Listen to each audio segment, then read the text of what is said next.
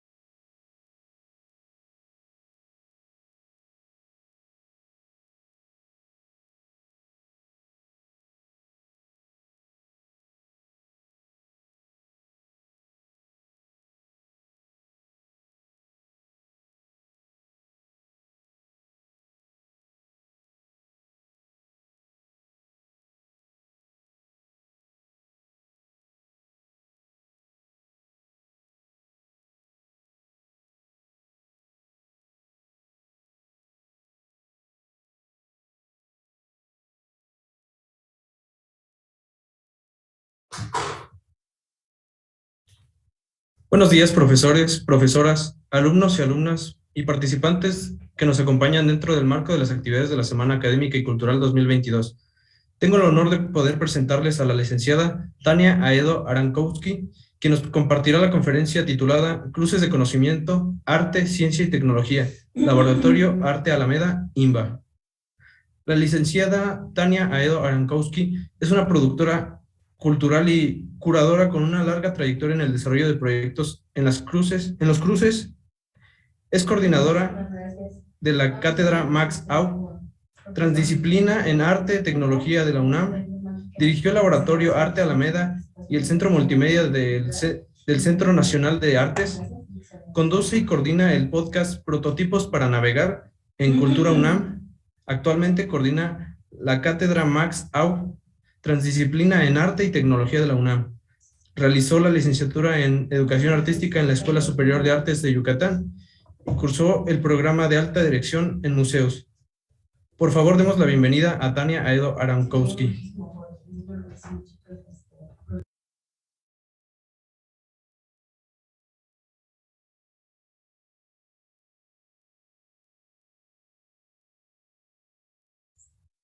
Muchas gracias, ¿qué tal? ¿Me escuchan bien y todo bien? Sí, licenciada, la escuchamos. Ok.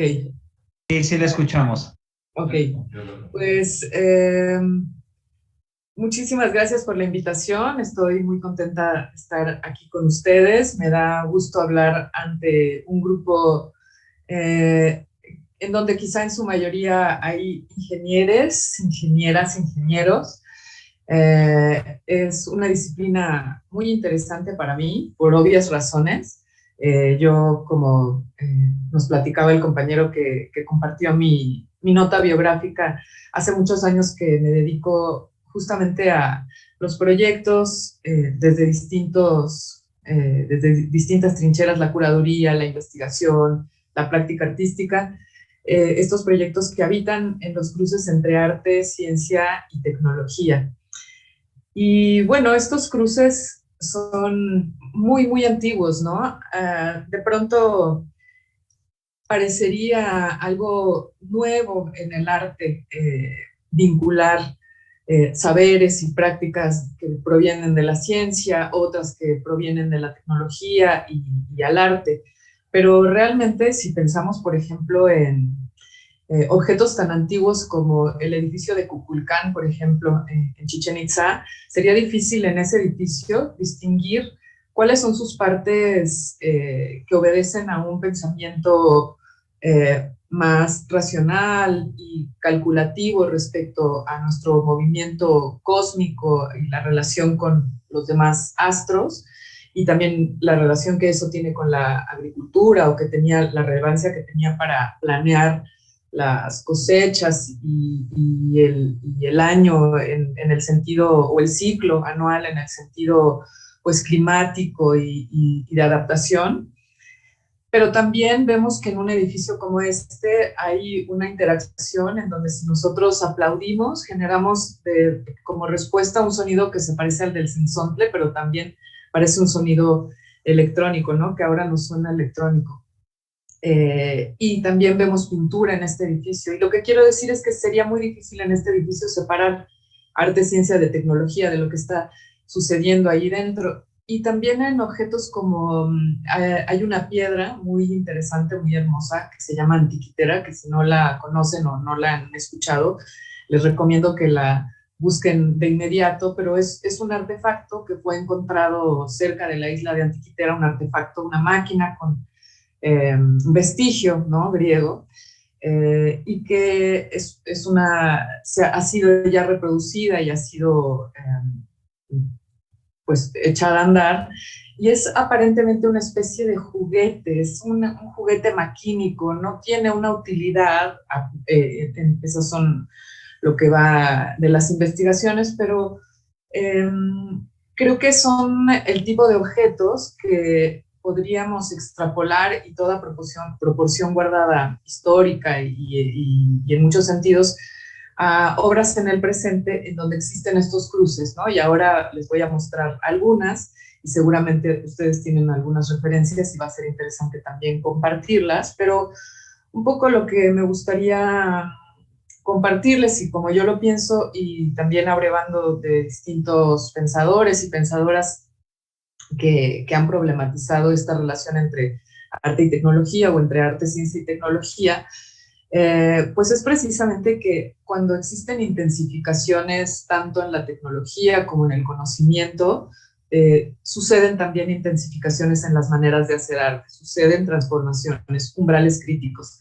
Y este es un término que para ustedes como ingenieros, pues es un término importante. La termodinámica, como ustedes saben, pues es un saber muy, muy importante. A mí me sirve mucho la termodinámica a partir del pensamiento del filósofo mexicano Manuel de Landa para pensar justamente estos cambios.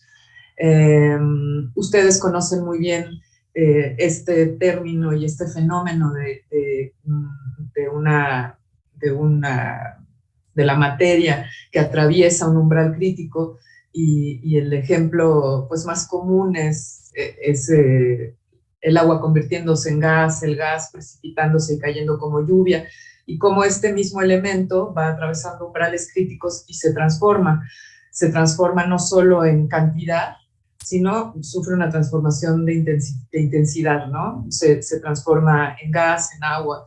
Y me gusta utilizar esta misma metáfora para hablar de cuando vamos a cruzar a otra forma de conocimiento y cómo existe este umbral crítico, este cruce, y cómo cerca de esos cruces suceden conversaciones y discusiones que son muy interesantes y muy importantes.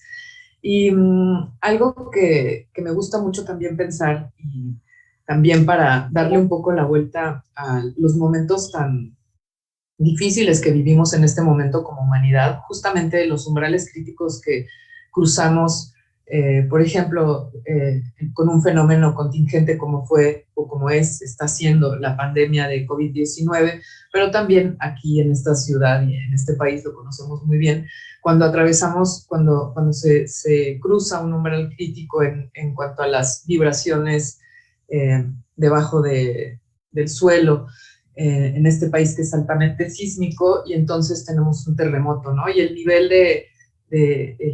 el grado de las vibraciones pues determina si esto es o no un desastre natural. Y esa noción, ese conjunto de nociones de cruces de conocimiento, intensificaciones en los estados de la materia, pero también en la manera en que producimos conocimiento y en las maneras en que nos aproximamos a él, eh, y la forma en que hacemos que interactúe en relación con estos fenómenos contingentes, pues es algo que estoy trabajando mucho actualmente en curaduría. Voy a empezar a compartir mi pantalla.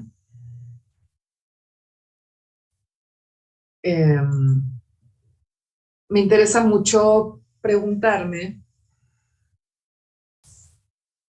qué es lo que puede hacer el arte o qué formas puede tomar en momentos de contingencia. Y como decía, un poco para darle la vuelta también, tomar en cuenta que estamos viviendo estos momentos tan complejos, pero que al mismo tiempo hay muchas cosas que podemos hacer y que el arte, justamente en sus cruces de conocimiento, en los cruces entre arte, ciencia y tecnología, en este momento nos provee, por un lado, de un muy amplio repositorio de saberes, y ahorita voy a ir a eso, y por otro lado también de advertencias. Hay toda una historia larga en la cultura digital, en el arte contemporáneo, en los cruces que llamamos arte mediático, artes electrónicas, una larga tradición en la reflexión justo sobre la tecnología y sobre nuestra relación con ella, sobre las formas y sobre la necesidad, digamos, de transformar esa relación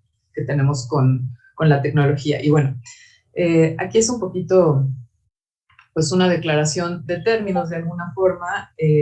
Si hablamos de arte, ciencia y tecnología, pues una noción muy breve, digamos, de ciencia, solamente también a partir del pensamiento de Manuel de Landa, intentaría ver a la ciencia no como una generalidad, como cuando hablamos de naturaleza con mayúscula o cultura con mayúscula, sino entidades singulares, campos científicos individuales, cada uno con sus conceptos, sus postulados, problemas que les son significativos, sus esquemas taxonómicos, sus modos de explicación, y también como estos campos que son individuales, no es la ciencia, sino los campos individuales interactúan entre ellos, pero no podemos fundirlos en una sola totalidad, ¿no? Entonces, y abajo hay una ciencia, pues, perdón, una definición de ciencia de diccionario, que un poco es como esta definición de la ciencia con mayúscula, pero que, bueno, nos sirve, por supuesto. La ciencia sí,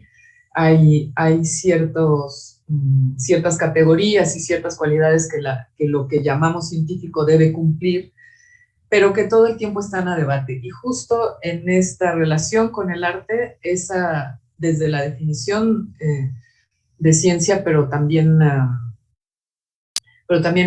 forma de aproximarnos a ella está siendo constantemente pues reflexionada, ¿no?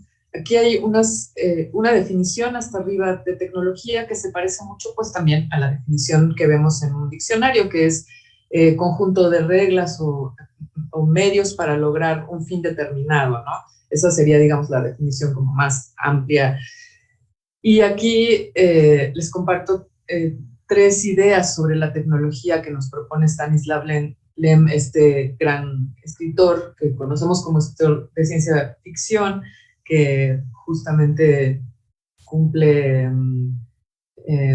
100 años, se cumplieron 100 años de su natalicio este año, y un poco nos advierte sobre el carácter impredecible de las tecnologías que inventamos, ¿no? Como una tecnología la podemos definir como este medio para lograr determinadas metas colectivamente, que son condicionadas por el estado de conocimiento en el momento y la aptitud social en general, pero como también hay dentro del desarrollo tecnológico todas aquellas metas que nadie identificó en un principio, que no eran metas planeadas, ¿no?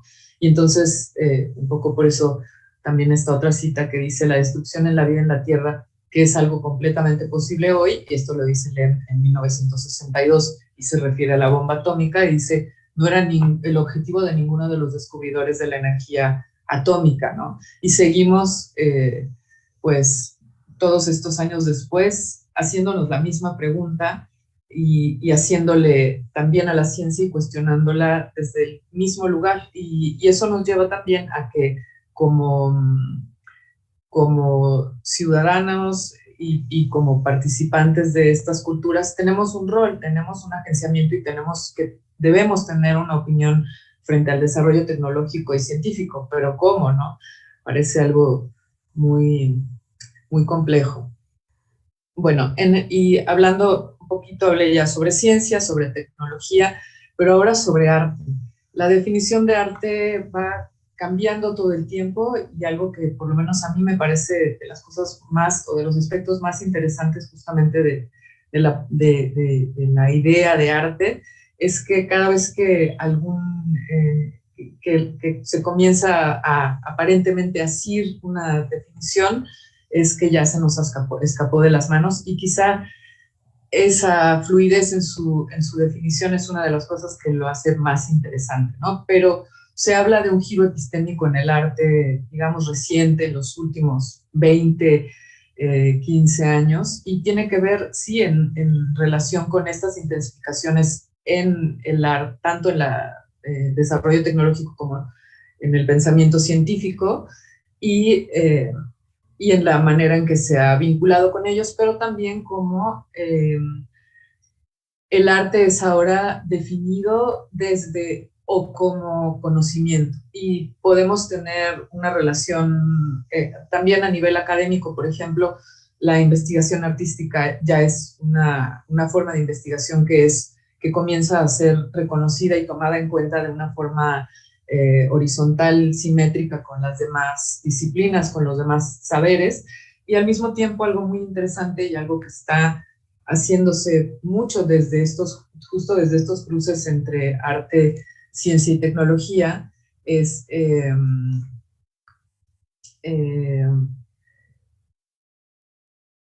perdón, me distrajo pero bueno, definir al arte a partir como forma de conocimiento, y desde estos cruces cuestionar la idea de un conocimiento científico cerrado, y tratar de abrevar y vincular todo el tiempo conocimientos ancestrales del presente, ¿no? Algo que vamos a ver mucho en estos cruces entre arte, ciencia y tecnología en el presente, sobre todo a partir de toda la reflexión que se está haciendo, por ejemplo, en relación con el cambio climático y con la pandemia, es modos de nuevas formas de relación, por ejemplo, interespecie, maneras o proyectos que tienen que ver con cómo nos relacionamos con los millones de microorganismos que habitan en nuestro interior, y que hace poco tiempo no eran tan importantes, no considerábamos tan importantes, pero ahora,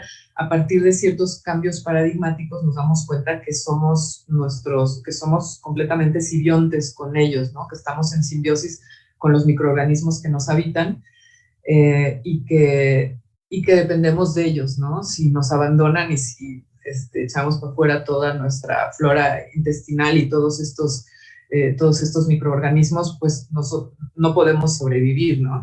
Entonces, bueno, toda esta serie de temas que tienen que ver también con el desastre ecológico son temas que están siendo muy trabajados de manera muy importante en estos cruces entre arte, ciencia y tecnología. Y aquí un diagrama en donde me gusta un poco mostrar cómo esta relación entre arte, ciencia y tecnología eh, nos propone o proponemos aquí ver a estos cruces como una arena epistémica transdisciplinaria, como esto que juega aquí en medio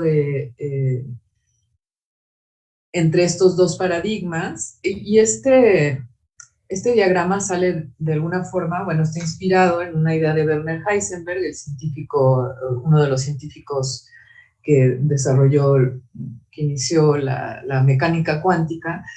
Y Heisenberg, en un texto que se llama La realidad y su orden, habla de una forma muy interesante de los cambios paradigmáticos, ¿no? En esta listita que hay como en medio, que está aparentemente cayendo hacia el vacío, vemos estos conceptos de tiempo, espacio, vida, naturaleza, orden, observador, materia, mente. Son conceptos que el siglo pasado, el siglo XX, se transformaron de una manera radical, ¿no? La concepción de tiempo, por ejemplo, desde la cuántica, voy a citar a la física cuántica Karen Barat, dice: a partir del pensamiento cuántico, el hecho de que exista solo un momento, solo un tiempo a cada momento, o solo un momento a la vez, es un hecho que tambalea por completo. Entonces nos dice cosas como que, pues sí, para nosotros, por nuestra configuración sensorial, el tiempo aparentemente es algo que corre linealmente y que un momento sucede detrás de otro, pues el saber cuántico nos dice otra cosa, que no, que esos momentos que nosotros percibimos como uno detrás de otro y uno antes en forma lineal, no están acomodados así. Pero bueno, el cambio en esa concepción de tiempo, como también en la de espacio o en la propia idea de vida, se ha, bueno, como sabemos, ¿no? La definición de lo vivo respecto a lo no vivo o a lo inerte está todo el tiempo en una transformación, y cada vez descubrimos nuevos organismos como los tardígrados o como otras formas de vida que antes no hubiéramos considerado vidas, y sabemos que es una definición que está todo el tiempo cambiando, ¿no? Y la nueva biología sintética continúa llevando a cabo un cambio paradigmático a ese respecto, pues muy profundo, ¿no? La idea de orden también, la idea de observador es una idea que la cuántica, y entre otras teorías, ¿no? Ha transformado la idea de materia y por supuesto la de mente, ¿no? Entonces, lo que dice Heisenberg en ese texto es, cuando un científico va a pasar de un viejo paradigma a uno nuevo, por ejemplo, lo que sucedió con la mecánica cuántica o con la teoría de la relatividad del siglo pasado, no tiene más que la intuición. Va abordando con la razón, con su razonamiento científico, otra vez también para un poco problematizar y poner en cuestión a ese razonamiento, va abordando con este razonamiento y a partir de los postulados y la manera de proceder de su ciencia, pero cuando va a cambiar de paradigma, cuando llega a ese límite, no se agarra de la razón para saltar, sino tiene que saltar, pues eso, sin ese paracaídas de la razón, sino solo con la intuición. Y en eso, Werner Heisenberg ese salto al vacío lo relaciona mucho con el arte. Y ahí hay un concepto que me gusta mucho utilizar como para usar una metáfora acerca de qué es lo que sucede un poco más en términos, digamos, sensoriales, cognitivos, emocionales, cuando nos aproximamos a una obra en donde hay esa mezcla, hay ese cruce entre arte, ciencia y tecnología. Y Darko Subin, que es un teórico de la ciencia ficción, a mí me gusta pensar a la ciencia ficción muy cercana del arte mediático. En la ciencia ficción hay un cruce de conocimiento entre arte, ciencia y tecnología, muy parecido al que se da cuando hacemos obras con máquinas, que es más o menos lo que hace, digamos, el arte mediático. Máquinas de muy distinto tipo, máquinas vivas, máquinas mecánicas, máquinas hidráulicas, máquinas, en fin, de todo tipo. De eso se trata un poco, máquinas digitales, por supuesto. O también ver, por ejemplo, a la literatura, a las letras, a la creación literaria, a la creación con palabras, se puede ver también desde un punto de vista maquínico, y podemos tratar al lenguaje como máquina y aproximarnos a él así. Y pues bueno, muchos bots que ustedes ven tuiteando poesía en las redes sociales, pues hacen eso, ¿no? Entonces, esa noción de extrañamiento cognitivo de la que nos habla este crítico, Darko Subin, es muy interesante porque es justo un poco, bueno, es una forma particular del asombro, dice él, pero que tiene que ver con la razón. Y creo que tiene que ver, es un sentimiento que ustedes deben conocer muy bien, como cuando te cae el 20 de una teoría, cuando estás tratando de entender, por ejemplo, qué es el principio de incertidumbre o qué es, no sé, el fenómeno de capilaridad y adherencia, y de pronto te cae el 20 de cómo es. Pero cuando eso está mezclado, como sucede en la ciencia ficción, con poesía, con literatura, con una experiencia estética, sensorial, entonces sucede esto que Darko Subin llama extrañamiento cognitivo. Y pues bueno, se los quería compartir porque es algo de lo que, pues de lo que a mí me hace estar cerca de estas prácticas, ¿no? Bueno, aquí hablo un poco de eso. Y esto es un poquito la forma en que yo me estoy aproximando en este momento, pues, de contingencias y del momento del presente convulso que estamos viviendo, ¿no? No tengo que repetir, pues, guerra, país sísmico, cambio climático, pandemia.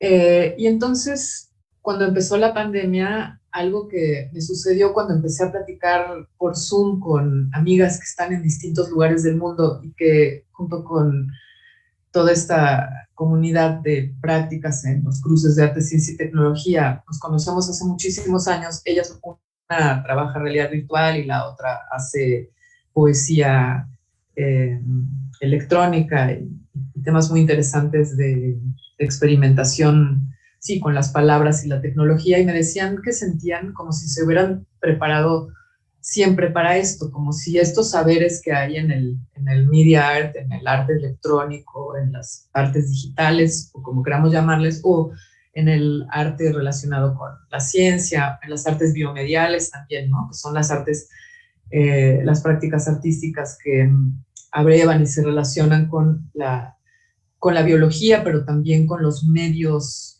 biológicos y con las tecnologías de lo vivo. Un poco aproximarme a ellas y al gran repositorio, digamos, a la tradición de todos estos últimos quizá 30 años de estas prácticas.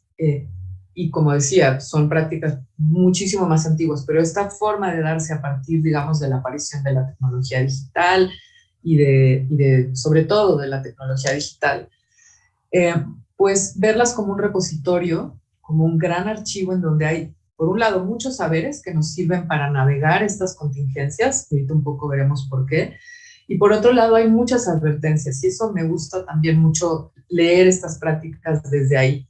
Hay muchas piezas, ahorita también vamos a ver algunas, que nos hablan justo, o que nos hablaban hace tiempo, por ejemplo, cuando empezó la Internet, acerca de fenómenos que estamos viendo ahora, ¿no? Entonces, ese carácter como de visionario que tienen estas prácticas, creo que es algo también que, otra vez en tiempos de contingencia, podemos utilizar para navegar. Hay un programa que al final viene el sitio web de la Cátedra Maxau, un programa que estamos llevando a cabo, que empieza, ahorita está abierta la convocatoria, que se llama Prototipos para navegar un futuro contingente. Y este diagrama, pues, es un poco el corazón de ese programa, ¿no?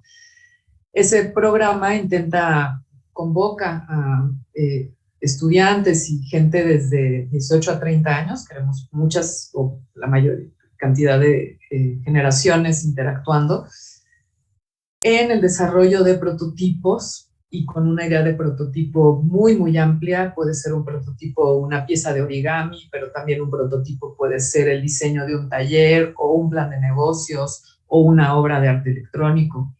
Todo eso puede ser un prototipo, puede ser un prototipo de una nave espacial o de un museo. Pero el punto es que sean proyectos llevados a cabo de manera transdisciplinaria y que abreven de este repositorio para desarrollar sus proyectos. ¿Y de qué manera? Pues invitando artistas que son artistas que tienen esta práctica, que han sido formados de manera híbrida, ¿no? Tanto en arte, en ciencia o en tecnología, a que compartan sus experiencias con ellos. Muchos de los participantes van a ser artistas, pero muchos no. El año pasado ya tuvimos, pues, gente de ciencias genómicas, ingenieros, artistas, por supuesto, en fin, gente de muchas disciplinas. Y otra noción que quiero poner sobre la mesa, la idea de entropía y negentropía, otros conceptos, nociones que vienen de la termodinámica y que ustedes conocen muy bien, cómo tenemos este sistema, digamos, el sistema Tierra, y queremos que conserve su estabilidad, pues los procesos entrópicos o que nos empujan hacia la entropía, o los procesos extractivos, digamos, son un camino. Y el otro camino, pues, serían las prácticas que van en dirección del sostenimiento de la vida, ¿no? Y digamos, cómo ¿Cómo decidimos eso? Pues en conjunto, no hay otra manera de decirlo, y así será, como un poco como lo dice la cita de Stanislav Lem al principio, ¿no? Es todas esas metas o ese conocimiento que hemos creado todos juntos como sociedad y como distintas culturas, pues, y eso aunado con nuestros deseos es lo que va a decidir el futuro de la humanidad y qué camino seguimos en cuanto al desarrollo tecnológico, por ejemplo, ¿no? Entonces, bueno, aquí quiero compartir solamente para retomar esta idea de las advertencias y los saberes que están presentes en las prácticas de arte y tecnología.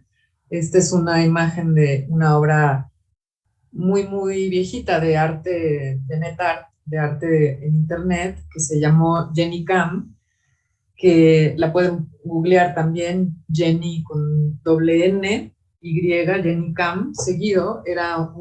Pues fue la primera mujer que instaló webcams en todo su departamento, y tú la veías, eran los 90, la veías pues desayunar, comer, bañarse, toda su vida, toda su vida cotidiana ahí. Y en esta imagen tiene un letrero en la frente que dice I am lonely, estoy sola, ¿no? Y un poco como pues, leer esa imagen después de todos estos años nos habla mucho en qué sentido es una advertencia. Esta pieza que está atrás es de un grupo que se llama Art Object Orienté, arte orientado a objetos, y es una pieza que se llama May the Horse Be With Me, Live in Me, perdón, sea que el caballo viva en mí, ¿no? Entonces es una pieza en donde el artista se preparó durante mucho tiempo para poder recibir, tener esta relación simbiótica con el caballo. Le es inyectado suero de caballo.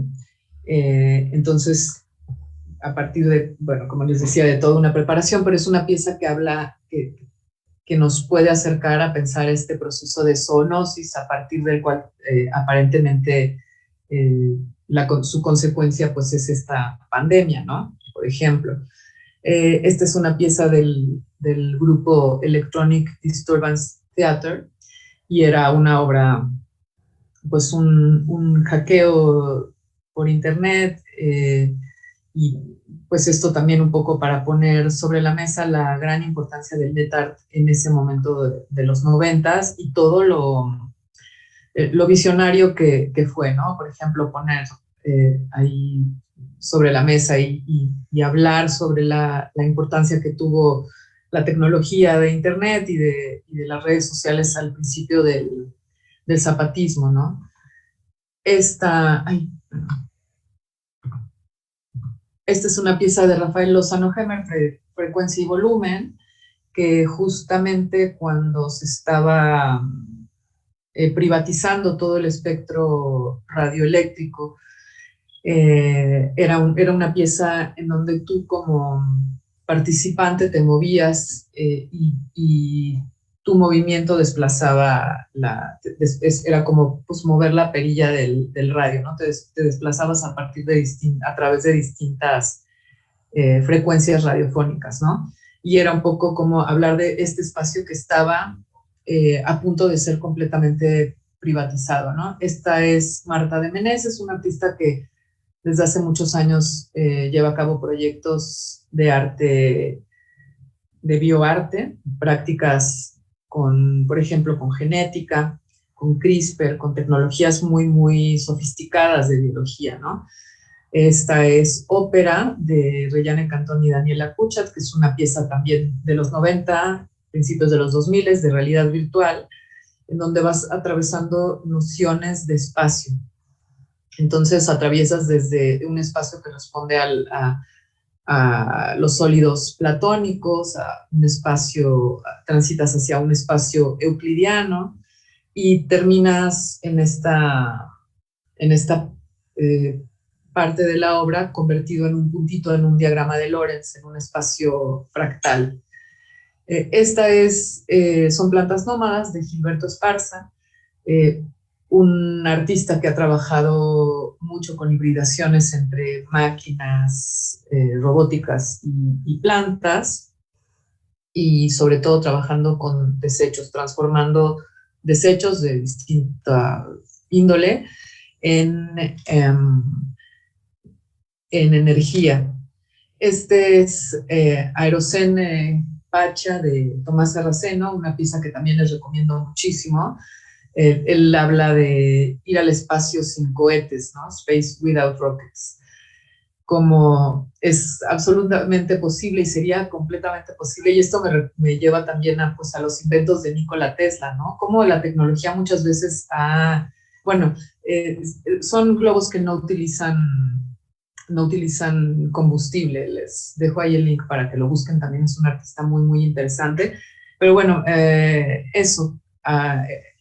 Hay a veces desarrollos tecnológicos que nos hubieran hecho la vida mucho más amable y además hubieran sido mucho menos agresivos con el ambiente, pero pues si solo responden a un modelo de negocios que nos ha traído a este desastre, pues ya sabemos cuál es el resultado, pero cómo este arte puede no solamente ser inspiración en un sentido estético y de contemplación, sino también como en una, pues, de qué formas podemos transformar el mundo, ¿no?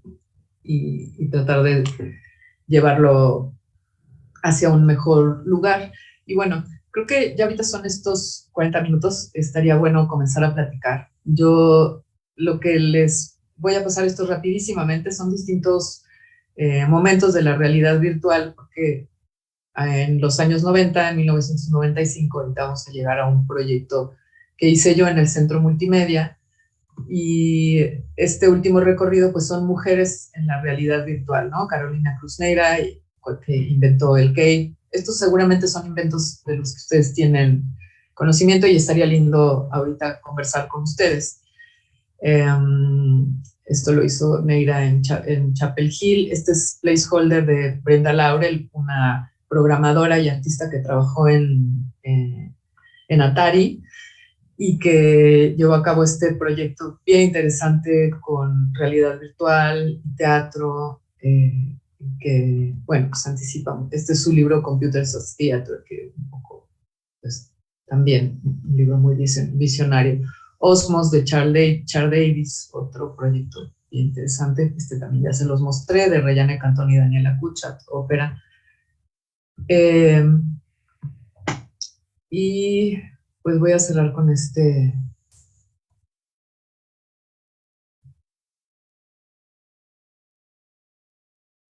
videito en donde este es Andrea Di Castro platicando de I.O., que es una obra que viene ahorita. Es ese.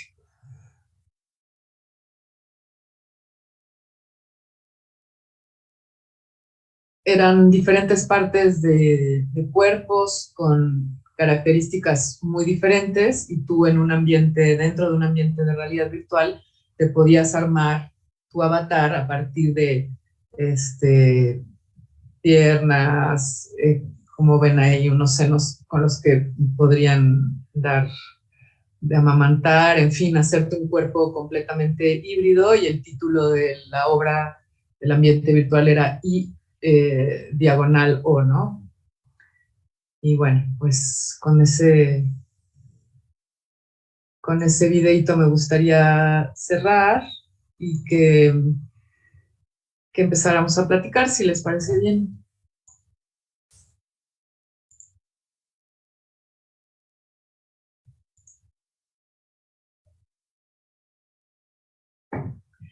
Adelante, Arlet. Bueno, muchas gracias. Bueno, yo tengo una pregunta. Por ejemplo, ¿usted cree que en la sociedad actual la tecnología realmente nos está ayudando a evolucionar como sociedad, o estamos perdiendo este toque de humanidad? Es decir, ¿realmente estamos evolucionando como sociedad o solo estamos evolucionando tecnológicamente? Pues, ¿qué importa? Yo creo que tu pregunta es la pregunta, ¿no? la pregunta que hay que hacerse. Yo creo que a partir de cierto momento del desarrollo tecnológico, sobre todo después de la Segunda Guerra Mundial, en donde en las universidades, en los comités académicos, en donde se daba o se da la toma de decisiones respecto a qué es lo que investiga la ciencia, empezaron a entrar en esa toma de decisiones en las grandes universidades. Empezó a entrar por un lado la corporación y por otro lado la milicia, el ejército. Y la investigación científica, la tecnología comenzó ahí a llamarse tecnociencia, ¿no? Y creo que, y por supuesto que sigue habiendo pues estos departamentos, digamos, en donde se desarrolla ciencia de otra forma, no toda la ciencia responde a eso, pero yo creo que al vincularse, el hecho de que la tecnología responda solamente a la necesidad, por ejemplo, de control y de defensa que necesita el Estado, pero por otro lado de ganancia que requiere el capital, entonces las decisiones ya no se toman en función de qué es lo que necesitan las sociedades, que es tu pregunta, ¿no? Parece como que, no sé, el hecho de que, por ejemplo, la obsolescencia tecnológica, ¿para quién es la obsolescencia tecnológica? ¿A los intereses de quién responde? Desde luego no son los de la gente, porque si a mí me cuesta trabajo teniendo un trabajo, teniendo una profesión, etcétera, mantenerme más o menos al día con mis teléfonos. Siempre tengo unas carcachitas porque me choca intentar estar al día y tener que vivir rentando un teléfono caro, porque es lo que hacemos.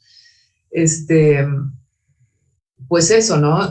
¿Eso a quién le sirve? Desde luego que no a mí, menos a la gente o sea, por eso lo comparo, porque me imagino 2 peldaños más abajo en la escalera social y es bien difícil sostener, por ejemplo, un teléfono o para un estudiante, ¿no? Ustedes debe ser, o sea, lo sé porque lo veo con mi hijo, ¿no? El teléfono es siempre un rollo, no tienen a veces, en fin, mantenerse al día es muy difícil y ahí es donde nos damos cuenta, esto no está hecho para los jóvenes, o sea, o en la pandemia, en fin, todo esto que la misma tecnología nos podría dar si tuviéramos como un agenciamiento más importante dentro del desarrollo tecnológico, la misma tecnología nos podría brindar muchas cosas y por eso me gusta también estos tiempos de contingencia, porque son momentos en donde eso se le puede dar la vuelta, porque estamos en una emergencia, entonces necesitamos a la tecnología para otras cosas, necesitamos que responda a los intereses de las sociedades, ¿no? No sé qué piensas. Pues completamente de acuerdo. Actualmente, pues bueno, en mi opinión, siento que igual la tecnología solo está cubriendo ciertas necesidades y ahorita más con la contingencia, pues tiene que cubrir aún más necesidades. Y por ejemplo, siento yo que, bueno, no recuerdo el nombre de esta obra que hicieron de un robotcito que recogía como un líquido y celebraba cada vez que lo hacía. También eso es también una buena mezcla de cómo combinan cierta parte de la reflexión con la sociedad, por lo mismo que pues uno como humano no se da cuenta también cómo va perdiendo el valor de su tiempo al solo perderlo con el puro trabajo. Entonces siento yo que realmente es una buena mezcla, pero también como seres humanos sentimos que lo más importante en esta vida, como tal, solo es el trabajo y ya, pero el hecho de que se hagan este tipo de esculturas o este tipo de desarrollos o este tipo de reflexiones, siento que también nos da otro tipo de perspectiva. Sí, yo también lo creo. Creo que esa posibilidad de crear singularidad es primero algo que está en nosotros como humanos, es algo que como la creatividad de alguna forma nos define y nos hace humanos. Y por otro lado, pues sí, a nivel evolutivo ha sido muy importante, ¿no? Hay investigaciones bien importantes de cómo pues aprendimos a cantar antes de usar el lenguaje como de una manera útil, sino como esta parte de las experiencias singulares y lo que hace el arte con esa pieza como la que dices del robot, sí tiene una función más allá del solo divertirse, ¿no? O que hace que el divertirse de una forma interesante, pues tenga como muy buenos resultados en nuestras formas, en nuestras maneras de relacionarnos, de interactuar, ¿no? Sí, Ay, por supuesto. Ay, perdón. no. Josué, Sí, ¿se me escucha? sí, perfecto. Bueno, de hecho, no sé, con lo que comentó la compañera Fred, se me vino a la mente de que quizás tanto podría ser, pues, más que nada por Se la... está oyendo muy que... ya. ¿Hasta ¿Puedes dónde volver se a me escucha? empezar? Es Ya, que ahorita sí. como por lo que dijo la compañera Fred, no se me hizo considerar bastante esto sobre que podría ser tanto bueno como malo, porque la tecnología, si bien ha propulsado mucho al ser humano en estos últimos años, de hecho, tengamos en cuenta cómo avanzó el Internet en tan solo unos 30 años, o sea, avanzó bastante rápido y de golpe. Ya vamos a tener, de hecho, dentro de poco en este año, y los que sí, el 5G y posiblemente hasta superiores, solo por dar un ejemplo. Pero esto también en parte provocaría el consumismo más conforme, sería una sociedad más conformista hasta cierto punto y se nota, más que nada por todo lo que se ha estado haciendo, cómo ha cambiado, como usted dijo alrededor de su presentación, mucho algunas decisiones, el concepto de algunas cosas, el arte en sí, cómo se fue demostrando. De hecho, ahorita arte también es considerado eso, una polémica de eso de los NFTs. Todavía se sigue pues debatiendo si es arte, que también se toma mucho en cuenta sobre el consumo de la energía y todos los problemas que trae consigo tan siquiera los NFT, que si vale la pena un NFT a costa de mucha contaminación, que también es algo que se critica mucho en ese sentido. Por como yo lo veo, tanto puede ser bueno como negativo en ese sentido, todo lo que avala y provoca dichos resultados, como el concepto del NFT simple en sí mismo, del arte. Eso hace unos años estoy seguro que no se hubiera considerado arte. No obstante, ahora en estos tiempos se considera arte. Asimismo como los teléfonos que comentó. De hecho, hay teléfonos que se pueden hacer que podrían durar incluso años. Pero como dijo, esto no es un interés propio para beneficiar al pobre, sino a las compañías. Porque las compañías quieren que compres, quieren mantenerte pegado y comprando. ¿Qué hacen? Ponerle un tiempo límite al teléfono, que hace que consumas más, que hace que se desperdicien más teléfonos, que hace que se produzcan más desechos. No se me hizo pensar en esas cosas. Eso es todo. Qué bueno que comentas todo esto y me gusta mucho el tema de los NFTs.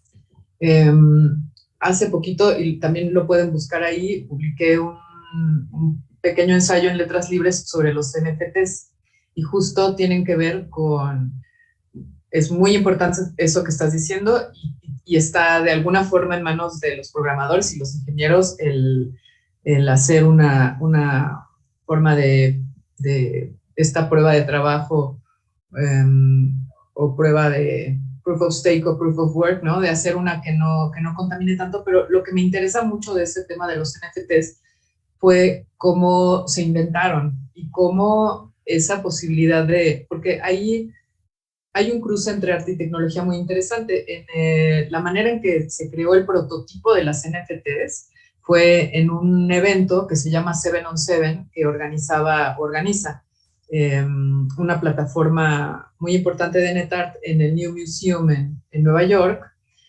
Y es un hackathon en donde juntan a un artista con un tecnólogo, 7 artistas con 7, o sea, parejas de artista-tecnólogo, y los ponen durante una noche el reto de hagan algo juntos, lo que sea. Y este dueto de Anil Dash, que es un tecnólogo, y el netartista Kevin McCoy, en esa noche pensaron, pues ¿por qué no hacemos este instrumento financiero y no le pusieron NFTs, pero ya era un token no fungible lo que hicieron ellos, y justo, bueno, hay una historia interesante detrás de ese primer token no fungible que le vendió uno al otro, y es justo una de estas piezas como del último escándalo que están pues robándose los NFTs, ¿no? Dejando las carteras de las personas vacías, en fin, lo que dices es muy interesante, o sea, y me gusta llevarlo hacia el lugar de,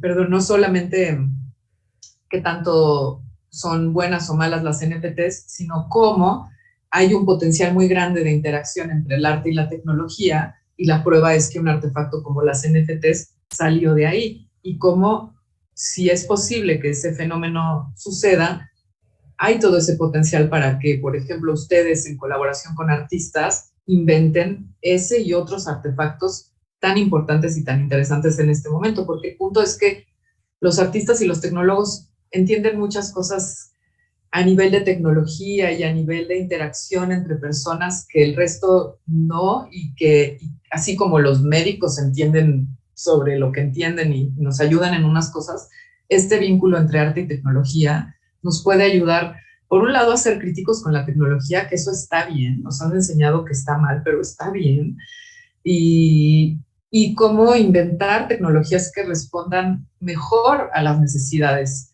de más personas, ¿no?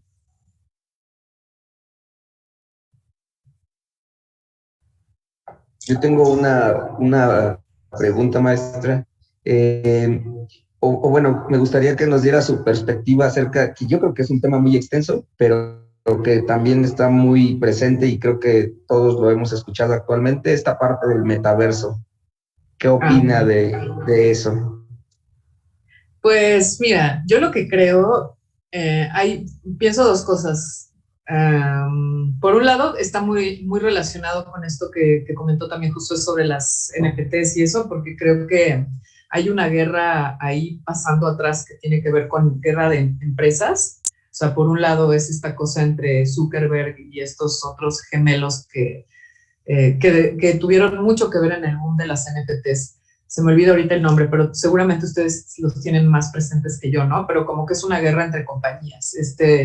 Estos tipos que dicen que Zuckerberg les robó la idea de Facebook, en fin, y entonces ahora ellos movieron mucho para que las NFTs, todo este nuevo universo de estos Winklevoss, exactamente.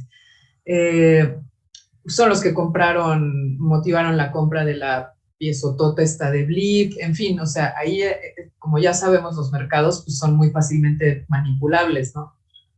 Si se tienen los medios. Pero bueno, creo que por un lado está ese problema, pero por otro lado también el metaverso es una tecnología que, como la última, digamos, renacimiento de la realidad virtual de estos últimos años, es una tecnología vieja, de los 90, como vieron, pues eso que yo hacía en los 90 con esta tecnología, lo único que se distingue es que pues nuestros discos duros eran muy chiquitos y había mucho menos RAM, pero no se distinguen en nada, teníamos modeladores de 3D igual de poderosos que el Blender hoy. Claro, evolucionan las matemáticas y ahora hay como, pues, por ejemplo, no había diseño paramétrico, pero se parecían mucho, ¿no? Y además había herramientas gratuitas como el Virtus VR y herramientas gratuitas que ahí estaban en internet, si querías las usabas para hacer tus propios ambientes virtuales y generar, por ejemplo, comunidades virtuales como Second Life o como, no plataformas enormes, pero tú podías hacer tu espacio y eran herramientas gratuitas. Y de pronto eso como que se guarda y se vuelve a lanzar ahorita como si fuera una nueva tecnología. Es eso, ustedes saben que eso no es una nueva tecnología, ¿no? Y que por otro lado, pues con todos los problemas que ha traído Facebook y más bien este mal uso de los algoritmos y sobre todo con generaciones tan vulnerables como son los adolescentes o los niños preadolescentes, ¿no? Sobre todo en la parte emocional y el haber no ha actuado con responsabilidad, ¿no? Porque a partir de todos estos últimos años de estar reflexionando y cuestionando a las personas que toman las decisiones y todos los leaks, los derrames ahí de información que ha habido respecto a la falta de ética con la que han actuado, podrían haber tenido algoritmos más responsables, por ejemplo, con las emociones de las personas jóvenes, que eso a mí es algo que me aterra ver cómo son tan vulnerables ante la cantidad de likes o la falta de likes, y todo eso que los que toman las decisiones sí lo sabían y no lo detuvieron. Eso a mí me hace pensar cosas horribles de ciertas compañías, y una de ellas, pues, por supuesto, es Meta, ¿no? Creo que como usuarios tenemos muchísimo poder, no nos damos cuenta del gran poder que tenemos como consumidores para generar cambios, ¿no? Yo no digo ser, o cada quien decide qué tan crítico y hasta dónde lleva su crítica, pero por lo menos como consumidores, no sé, todavía creo que hay posibilidad de transformar y que el mercado responda mucho más a las necesidades nuestras que al suyo, ¿no? Que las suyas. Pero bueno, eso pienso del metaverso. No sé si... Sí, muchas gracias, maestra. Gracias.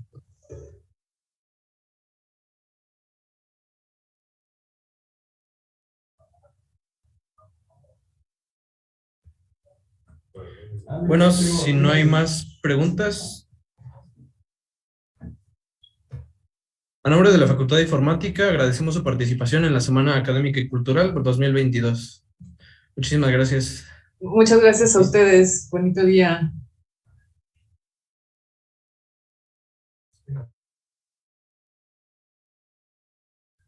Hasta luego. Me desconecto, ¿verdad? Sí, gracias, maestra. Bueno, gracias a ustedes. Ay, buen día. Chao.